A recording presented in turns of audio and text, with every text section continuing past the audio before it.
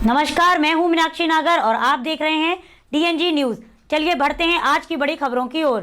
मथुरा जनपद में ग्लोबल और इंटरनेशनल नाम के स्कूलों की भरमार हो चुकी है। कुछ स्कूलों को अगर छोड़ दिया जाए तो बहुत सारे स्कूल ऐसे हैं जहां पर मान्यता तो यूपी बोर्ड की है, लेकिन बात की जाती है अंतर्राष्ट्रीय शिक्षा की। देखिए यह खास रिपोर्ट।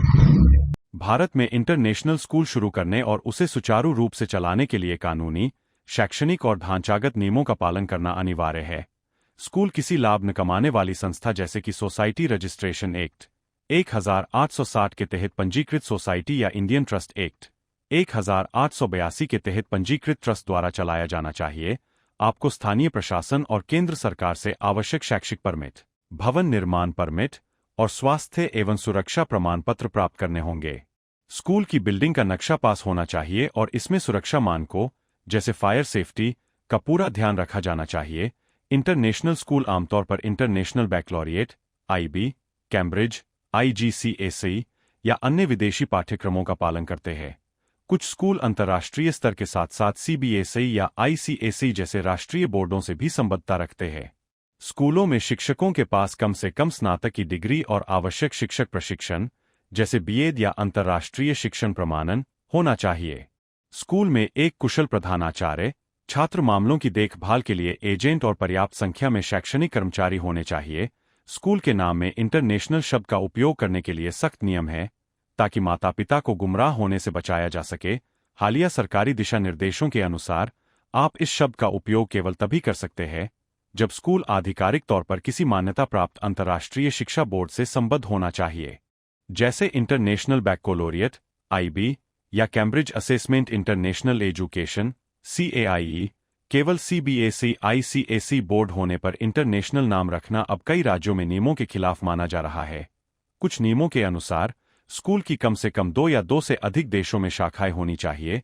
यदि स्कूल का कोई विदेशी कैंपस नहीं है तो उसे इंटरनेशनल या ग्लोबल जैसे शब्दों के उपयोग से बचना चाहिए। स्कूल में पढ़ाया जाने वाला पाठ्यक्रम अंतर्राष्ट्रीय मानकों का होना चाहिए। यदि स्कूल पूरी तरह से स्टेट बोर्ड का पालन करता है तो वह अपने नाम में इंटरनेशनल शब्द का उपयोग नहीं कर सकता, यानी कि केवल उत्तर प्रदेश बोर्ड से संबद्ध स्कूल बिना किसी विशेष अंतर्राष्ट्रीय प्रोग्राम के अपने नाम में इंटरनेशनल नहीं लगा सकते।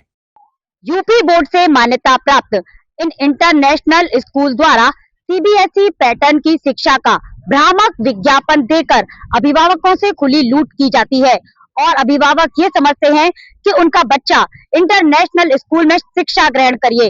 अब आप जरा ये सोचिए, जब इन स्कूलों पर, इन विद्यालयों पर अंतर्राष्ट्रीय पाठ्यक्रम की मान्यता ही नहीं है तो फिर ये इंटरनेशनल स्कूल कैसे हुआ। अपनी अगली खबर में हम आपको दिखाएंगे कि मथुरा जनपद में किन स्कूलों की दुकान इन इंटरनेशनल नाम से चल रही है। ऐसी ही और खबरों को देखने के लिए आप लोग देखते रहिए डीएनजी न्यूज। अपने साथी तरुण नागर के साथ मैं मीनाक्षी नागर, डीएनजी न्यूज के लिए।